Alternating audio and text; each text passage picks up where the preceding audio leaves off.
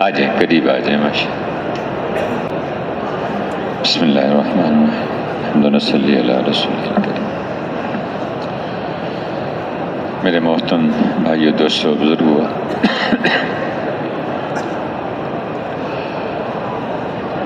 اللہ نے ہمارے اوپر بہت بڑے بڑے احسان کیے۔ پہلا احسان یہ ہے کہ اللہ نے ہمیں انسان بنایا۔ انسان یہ بہت بڑی اللہ پاک کی نعمت ہے، اور سب مخلوقات سے اشرف اور افضل بنایا، انسان بنایا۔ میں کہ ہم نے آدم علیہ السلام کو اپنے ہاتھوں سے پیدا کیا ہے، فرشتوں سے کہا کہ ان کو سجدہ کرو، اور پھر آدم علیہ السلام سے اللہ نے آگے بنی آدم کا سلسلہ چلایا، اور فرمایا کہ ہم نے بنی آدم کو قابل کرام پیدا کیا۔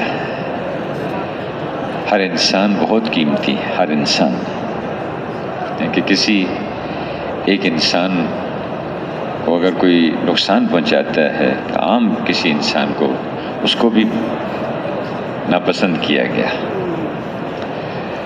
تم میں سے بہترین شخص وہ ہے جو دوسرے انسانوں کو فائدہ پہنچاتا ہے۔ تو انسان اللہ نے اور قسمیں کھائی ہیں، اللہ نے انجیل کی قسم کھائی، زیتون کی قسم کھائی، تو طور جو پہاڑ ہے اس کی قسم کھائی، مکہ جیسے اس کے عظمت والے شہر کی قسم کھائی، قسمیں کھا کے فرمایا کہ ہم نے اس انسان کو بہترین شکل میں پیدا کیا، بہترین صورت میں پیدا کیا۔ تو ہر انسان بہت قیمتی ہے۔ پھر اللہ نے اگلا احسان ہمارے اوپر کیا کہ اللہ نے ہمیں مسلمان بنایا۔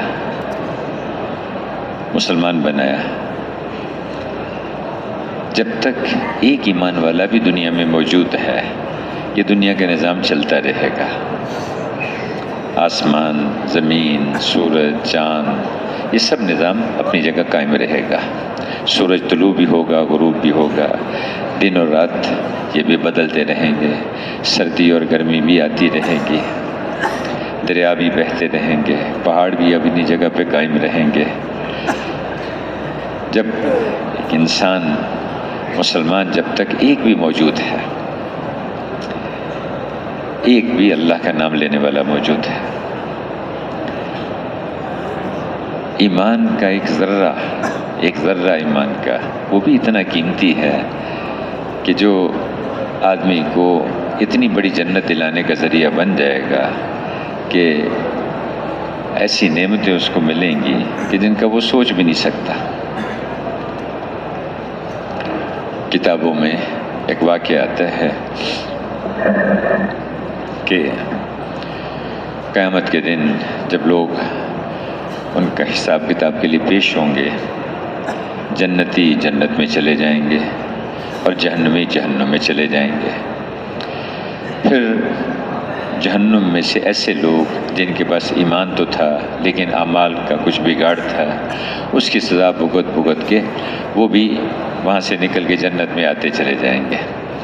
آخر میں وہ جہنم، اس میں سے بھی لوگ نکل کے آ جائیں گے، تو کچھ عرصے کے بعد جہنم سے ایک آواز آئے گی، یا حنان یا منان، یا حنان یا منان۔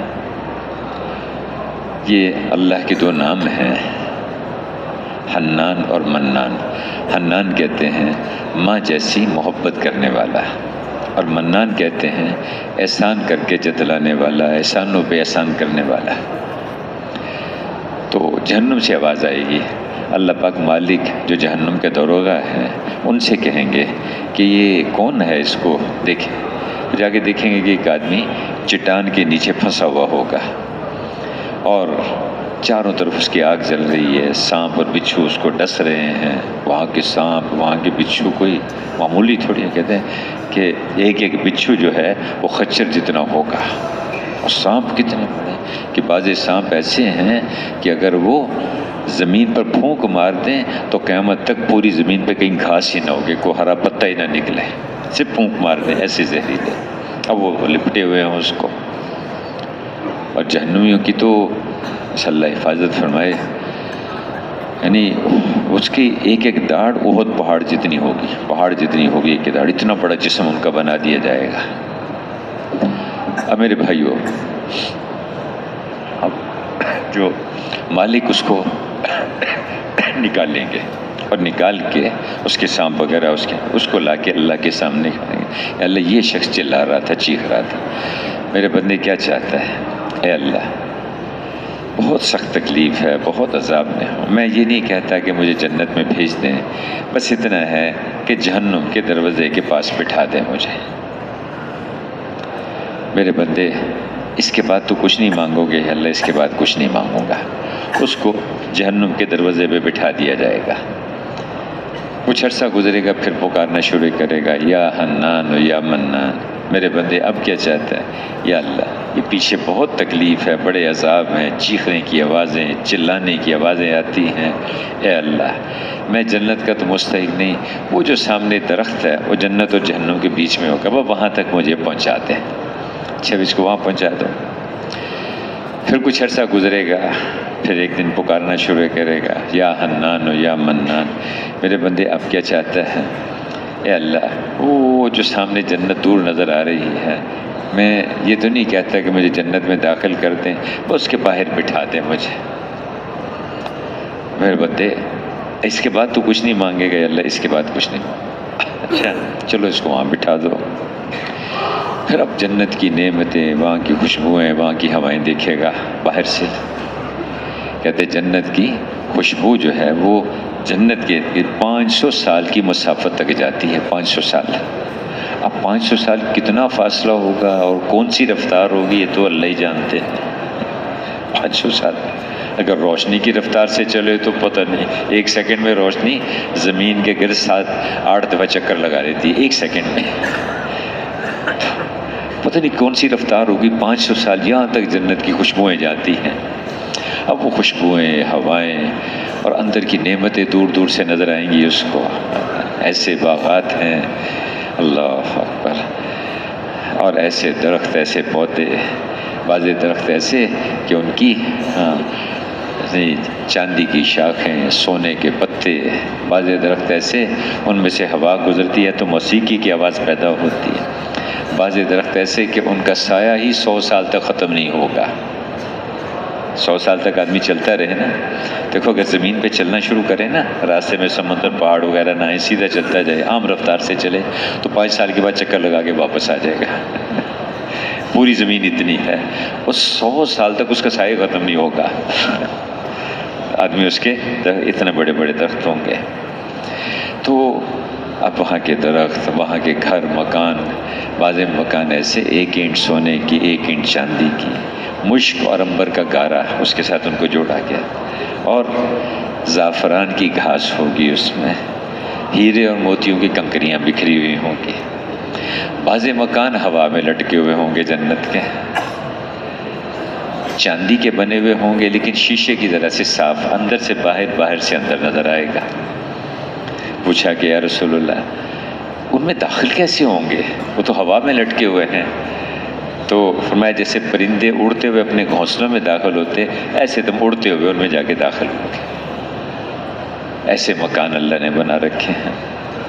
پھر میرے بھائیو وہاں کی نہریں، وہاں کے دریا، وہ ایسے، یعنی دنیا کی نہریں تو ذرا ایک سمجھانے کے لیے ایسے تھوڑی ہوں گے، وہ تو آدمی کی انگلی کے اشارے پر چلیں گے، یہ اس دروازے سے داخل ہو کے وہ بڑے دروازے سے باہر نکل کے پھر وہ چکر لگا کے اوپر چھت سے سوادان سے آ کے یہاں سے چکر، وہ اس کی انگلی کے اشارے پہ وہ چلے گی۔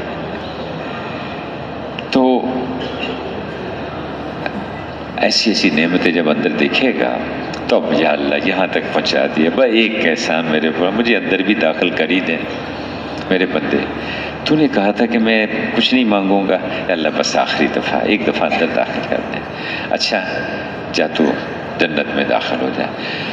جب اندر داخل ہو جائے گا نا جی، تو اندر لوگ ہی لوگ ہوں گے، رش ہوگا، باہر آ جائے گا واپس، اور اب آ کے اللہ سے جھگڑنا شروع کر دے گا، یا اللہ اندر تو کھڑے ہونے کی جگہ نہیں ہے، اتنے لوگ ہیں وہاں پر، وہاں میں جا کے کیا کروں گا؟ میرے بندے، میں نے جو ہے دنیا سے 10 گنا بڑی جنت تجھے دی ہے، تو جنت اس میں چلا، اللہ وہاں تو کھڑے ہونے کی جگہ نہیں، تو ربوں کے میرے ساتھ مذاق کرتا ہے، 10 گنا کہاں بڑی؟ اللہ کے بندے، وہ سارے تیرے خدام، نوکر، ملازم ہیں جو تیرے استقبال کے لیے آئے ہوئے ہیں، تو اسے گھبرا کے باہر آ گیا، جا تجھے دنیا سے 10 گنا بڑی جنت تجھے دے دی۔ اب میرے بھائیوں، یہ وہ شخص ہوگا جس کے پاس سب سے آخری درجے کا ایمان، یعنی ایمان کا وہ درجہ جو شاید کسی کو خبر نہیں تھی اس کی، کبھی زندگی میں کبھی اللہ کو کبھی اس نے تذکرہ یا یاد کیا، کبھی سوچا، کبھی اس کی بات کی، اس کو بھی اللہ اس دنیا سے 10 گنا بڑی جنت دیں گے، اس دنیا سے 10 گنا بڑی جنت دیں گے۔ میرے بھائیوں، میں اس کر رہا تھا کہ اللہ نے ہمیں ایمان دیا ہے، اللہ کی نعمت ہے۔ پھر اس سے اگلا احسان اللہ نے ہمارے اوپر کیا کیا کہ ایمان والے تو ہم ہوتے، پہلے نبیوں کی امت میں سے بھی ہو سکتے تھے، لیکن اللہ نے ہمیں سید الانبیاء حضرت محمد مصطفیٰ صلی اللہ علیہ وسلم کی امت میں پیدا فرمایا، اور یہ امت، اللہ اکبر، بہت بڑی امت ہے، یہ ساری امتوں کی سردار امت ہے، تم بہترین امت ہو، تم خیر امت، بہترین امت ہو، تم ساری امتوں کی سردار امت ہے۔ میرے بھائیوں، کہ ہمارے جو نبی ہیں وہ بھی سارے نبیوں کے سردار، اور یہ امت، یہ بھی ساری امتوں کی سردار، تو اللہ نے سب سے اشرف اور سب سے افضل نبی اس امت کو دیے، اور پھر اس کو جو شریعت دی ہے، جو دین دیا ہے، وہ بھی اکمل اور ادوم، ہمیشہ رہنے والا اور مکمل ترین، حتیٰ کہ یہ ایسی شریعت دی ہے کہ کوئی نبی بھی اگر آ جائیں گے ان کو بھی اب اسی پہ چلنا ہوگا، ان کو بھی اسی پہ چلنا ہوگا۔ حضرت سیدنا عمر رضی اللہ عنہ ایک دفعہ وہ ایک کتاب لے کے آئے حضور کے پاس، اور اس کو وہ دیکھ رہے تھے، تو حضور سے عرض کیا کہ یا رسول اللہ، یہ اس میں ایسی باتیں لکھی ہوئی ہیں اسی طرح کی جس طرح کی آپ ہمیں بتاتے رہتے ہیں، وہ غالباً دانیال علیہ السلام کا صحیفہ تھا یا حضرت موسیٰ علیہ السلام کی تورات کے کچھ صفحے تھے۔ تو حضور نے دیکھا ان کو، اچھا وہ کتاب کو دیکھ رہے تھے، ان کی نگاہ آپ غصے میں آ گئے، چہرے کا رنگ بدل گیا، سرخ ہو گیا، ایک صحابی دیکھ رہے تھے تو گھبرا گئے، حضرت عمر رضی اللہ عنہ کہنے لگے، عمر تیری ماں تجھے روئے، دیکھ نہیں رہا اللہ کے رسول ناراض ہو رہے ہیں؟ فوراً کتاب بند کی، کہا میں اللہ اور اللہ کے رسول کے غصے سے اللہ کی پناہ مانگتا ہوں۔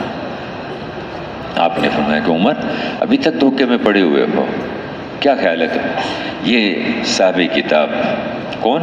حضرت موسیٰ علیہ السلام۔ موسیٰ علیہ السلام کون ہیں؟ یہ بنی اسرائیل کے سب سے بڑے نبی ہیں، سب سے اونچے نبی ہیں بنی اسرائیل کے۔ تو ہے کہ اگر یہ صاحب کتاب یہ بھی اگر آج تشریف لے آئیں، ان کی بھی نجات میرے پیچھے چلے بغیر نہیں ہوگی، انہیں بھی میرے پیچھے چلنا ہوگا۔ میرے بھائیو، اللہ نے وہ نبی ہمیں دیے، اس نبی کی امت میں ہمیں پیدا کیا اللہ نے، سید الانبیاء۔ ہر نبی جب دنیا میں تشریف لاتے تھے تو اللہ پاک ان سے وعدہ لیتے تھے کہ دیکھو اگر آپ کے زمانے میں سید الانبیاء اور خاتم الانبیاء اگر وہ تشریف لے آئے تو آپ ان کے پیچھے چلو گے، آپ بھی ان کے ساتھ ان کی اطاعت کرو گے۔ آپ سب نبیوں سے عہد لیا جاتا تھا، اور آپ کی نبوت صرف ایک علاقے کے لیے نہیں تھی، ایک قوم کے لیے نہیں تھی۔ پہلے انبیاء کرام علاقوں، قوموں، بستیوں کے لیے بھیجے جاتے تھے، آپ کی نبوت ساری دنیا کے انسانوں کے لیے، رحمت للعالمین ہے، رحمت للعالمین۔ اور پھر آپ کی نبوت قیامت تک کے آنے والے انسانوں کے لیے، اور بلکہ آپ تو سارے ہی سب کے لیے آپ کی نبوت ہے، سارے ہی عالموں کے لیے۔ آپ جمادات کے نبی، جمادات یہ جو ہے نا پتھر اور یہ ان کو کہتے ہیں جمادات، آپ جمادات کے نبی۔ ایک دفعہ ابو جہل آپ کے پاس آیا اور مٹھی بند تھی اس کی، کہنے لگا کہ اگر یہ میری مٹھی میں جو کچھ بند ہے اگر تم بتا دو کہ اس میں کیا، تو میں تمہاری نبوت پہ ایمان لے آؤں گا۔ تو اس میں کہا کہ میں بتاؤں یہ خود بتا دے کیا ہے. انہوں نے کہا کہ یہ خود بتا دے. تو اس کی مٹھی میں سے آواز آنے لگی اشہد ان لا الہ الا اللہ واشہد ان محمد الرسول اللہ.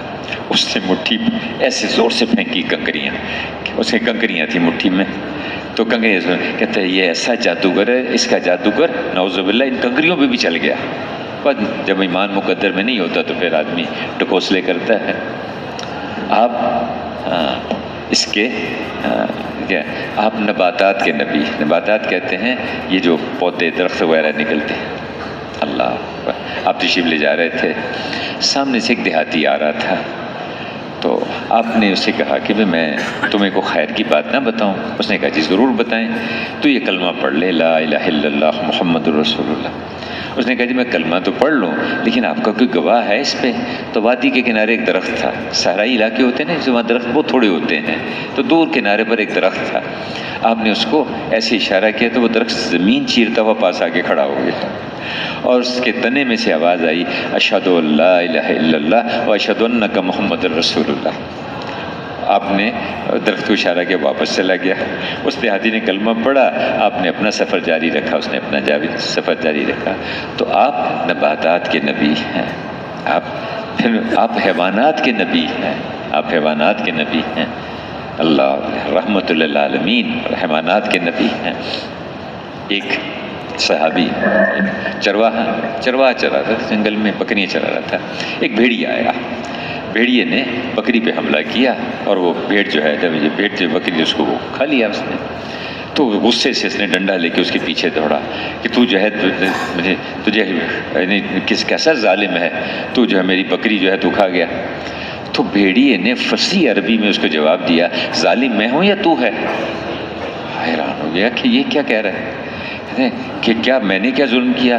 اللہ کے آخری رسول تشریف لا چکے ہیں اور تو ابھی تک بکریاں چرانے میں لگا ہوا ہے. جا ان کے پاس جا کے ان پہ ایمان لے کے آ. تو بھیڑیے نے دعوت دی، ان کو بھیجا کہ جاؤ جا کے ایمان لے کے آؤ. آپ تشریف لے جا رہے تھے تو آواز آئی ایک، تو یا رسول اللہ یا رسول اللہ یا رسول اللہ. اب ادھر ادھر دیکھا کوئی نظر نہیں آیا بلانے والا پکارنے والا. پھر آپ چل پڑے. پھر دوبارہ آواز آئی یا رسول اللہ یا رسول اللہ یا رسول اللہ. پھر آپ نے دیکھا کوئی نظر نہیں آیا. پھر آپ چل پڑے. تیسری دفعہ پھر آواز آئی یا رسول اللہ. آپ نے دیکھا تو ایک ہرنی تھی درخت کے ساتھ بندھی ہوئی تھی اور پاس ایک صاحب سو رہے تھے. تو آپ نے دیکھا وہ ہرنی پکار رہی تھی یا رسول اللہ یا رسول اللہ. آپ اس کے پاس گئے، اس کے ہاتھ رکھا تو شفقت کے ساتھ. تو اس نے کہا یا رسول اللہ یہ آپ کے ساتھی ہیں، صحابی ہیں، انہوں نے مجھے پکڑ لیا ہے اور مجھے باندھ دیا یہاں. میرے بچے بھوکے ہیں جنگل میں، آپ مجھے کھول دیں، میں جا کے اپنے بچوں کو دودھ پلا کے پھر واپس آ جاؤں گی. آپ نے کہا تو میری ملکیت تو ہے نہیں، میں تجھے کیسے کھول دوں؟ نے کہا رسول اللہ میں آپ سے وعدہ کرتی ہوں کہ میں جو ہے دودھ پلا کے میں واپس آپ کے پاس آ جاؤں گی. تو اور اگر جو ہے میں اس آپ نے کہا اگر تو نہ آئی تو کہ پھر میرے اوپر وہ عذاب ہو جو ٹیکس وصول کرنے والوں کو ہوتا ہے، وہ عذاب ہو میرے اوپر. تو آپ نے جو ہے اسے کھول دیا، اسے اجازت دے دی. وہ چلی گئی. تھوڑی دیر کے بعد دودھ پلا کے واپس آ گئی. اب بہت خوش ہوئے. اب آپ کو اس کو جو ہے نا جی اس کے گلے میں دوبارہ وہ رسی ڈال رہے تھے. جب وہ رسی ڈال رہے تھے تو وہ صحابی جو سو رہے تھے اٹھ گئے، ان کی آنکھ کھل گئی. انہوں نے دیکھا تو انہوں نے پہلے پیچھے کا قصہ کیا ہوا ان کے علم میں نہیں تھا. وہ تو انہوں نے پوچھا کہ یا رسول اللہ یہ آپ کو ہرنی بہت اچھی لگی؟ کہا بہت اچھی، بہت پیاری ہے. اچھا یہ میری طرف سے آپ کو ہدیہ، آپ اس کو قبول فرمائیں. آپ نے وہ کہا اچھا یہ میری ہو گئی؟ کہا جی ہاں آپ کی ملکیت. آپ نے اس کے گلے سے رسی نکالی. کہا جو اپنے بچوں کے پاس چلی جائے، تجھے تیرے سچ نے نجات دی، تجھے تیرے سچ نے نجات دی. فرمایا کہ صدق کو ینجی، سچ نجات دیتا ہے اور جھوٹ برباد کرتا ہے، جھوٹ برباد کرتا ہے. تو میں عرض کر رہا تھا کہ آپ حیوانات کے نبی، آپ فلکیات کے نبی. فلکیات یعنی آسمان اور اوپر کی جو چیزیں، آپ کی نبوت وہاں بھی ہے آپ کی. آپ کو اللہ نے، آپ فلکیات کے نبی. انہوں نے قریش مکہ نے کہا کہ جی زمین پر تو لوگوں کا جادو چل جاتا ہے تو آسمانوں پہ جادو نہیں چلتا، تو چلو اس کا امتحان لیتے ہیں. اب آگے کہا کہ اچھا ایسے کرو یہ سامنے جو چاند ہے نا، اس کے اگر آپ 2 ٹکڑے کر دو یہاں بیٹھ کے، تو ہم آپ پہ ایمان لے آئیں گے کہ آپ اللہ کے نبی ہیں۔ آپ نے اس خیال سے کہ بھی شاید جو ہے قبول کر لیں، شاید مان جائیں، تو آپ نے اس کو اشارہ کیا، آپ کی انگلی کے اشارے پہ۔ تو معجزہ جو ہوتا ہے وہ تو اللہ کا اپنا امر ہوتا ہے، اللہ کا فعل ہوتا ہے، لیکن نبی کے ہاتھ سے ظاہر ہوتا ہے۔ اس نبی بھی کہتا ہے کہ اللہ نے کیا، وہ خود کہتا ہے کہ اللہ نے کیا، اللہ نے۔ تو آپ نے اشارہ کیا تو چاند کے 2 ٹکڑے ہو گئے، ایک ادھر کو چلا گیا، ایک دوسری پہاڑی کی طرف کو چلا گیا۔ تو اب وہ سب دیکھ کے حیران ہو گئے، اور جنہوں نے نہیں مان لانا تھا انہوں نے غصے سے کہا کہ یہ ایسا جادوگر ہے نعوذ باللہ کہ اس کا جادو تو آسمان پہ بھی چل جاتا ہے۔ مقدر کی بات ہوتی ہے تو ہدایت اور تم آپ جس کو چاہیں آپ کو اس کو ہدایت تھوڑی ملے گی، وہ تو اللہ پاک جس کو چاہے گا اس کو ہدایت دے گا۔ تو میں نے کہا کہ ایسے اونچے نبی، اور اللہ نے اس نبی کی امت میں ہمیں پیدا کیا، اور آپ کی نبوت دنیا کے اندر بھی، اور آپ کی نبوت قیامت کے دن بھی آپ کی نبوت ہوگی، آپ کی نبوت قیامت کے دن میں ہوگی۔ سب قومیں جائیں گی اپنے اپنے نبیوں کے پاس کہ اللہ پاک سے عرض کریں کہ حساب کتاب شروع کر لیں۔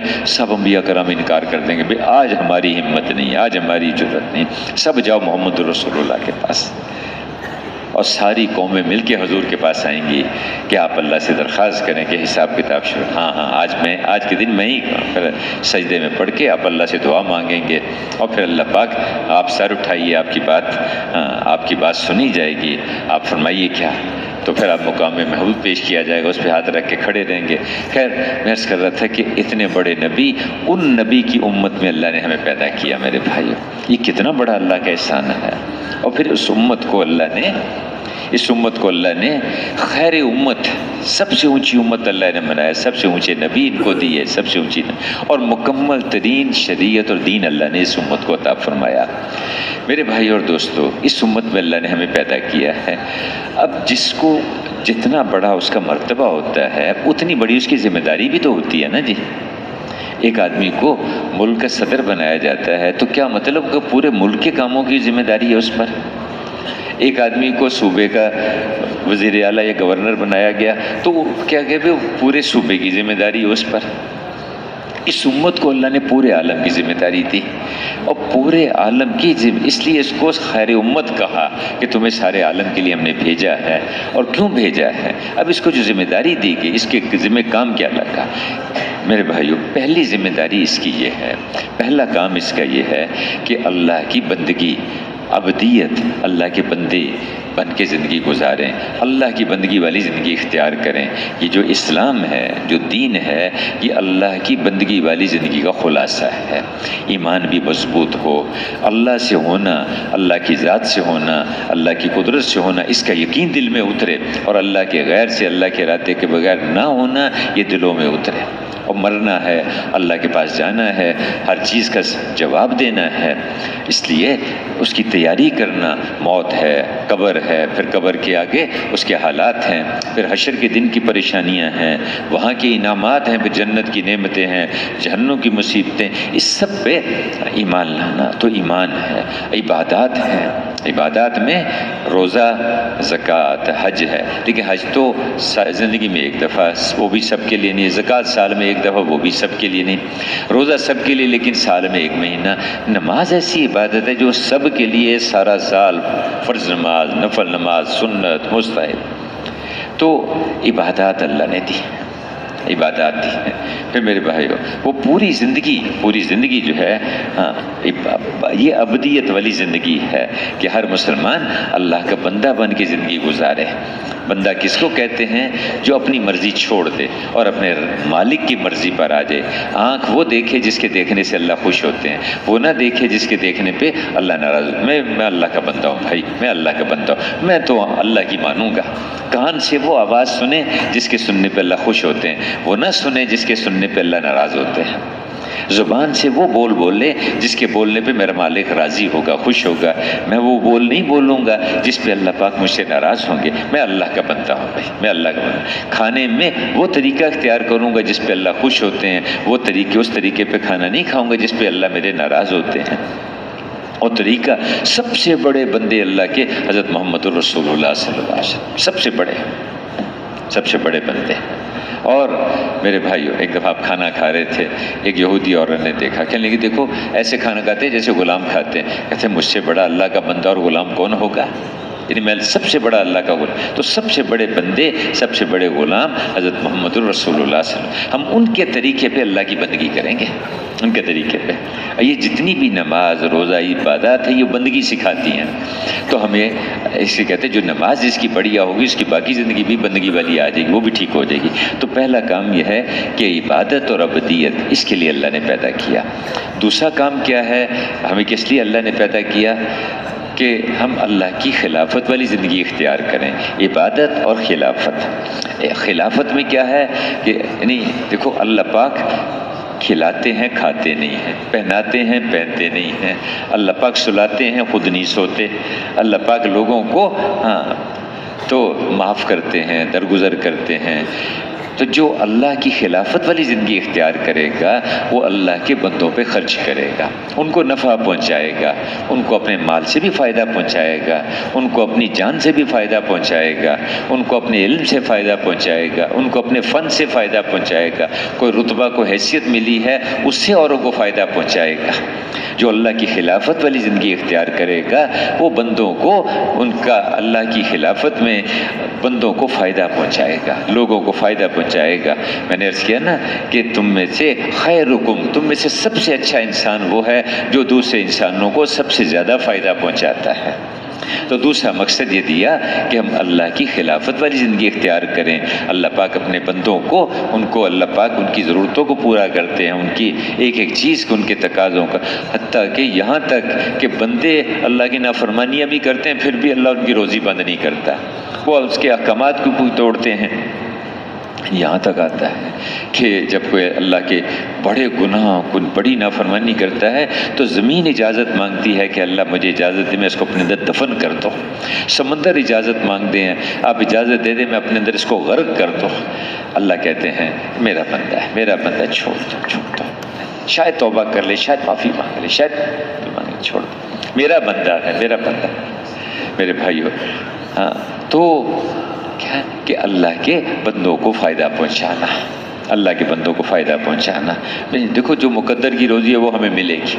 ایک آدمی کاروبار اس لیے کرتا ہے کہ میں اسے پلوں گا، ایک آدمی کاروبار اس لیے کرتا ہے کہ میں لوگوں کو فائدہ پہنچاؤں گا. چونکہ جو باہر سے سودا لے کے آتا ہے تاکہ بستی والوں کو آسانی سے سہولت سے ملے، اللہ پاک اس کو غیب سے روزی دیتے ہیں ایسے شخص کو.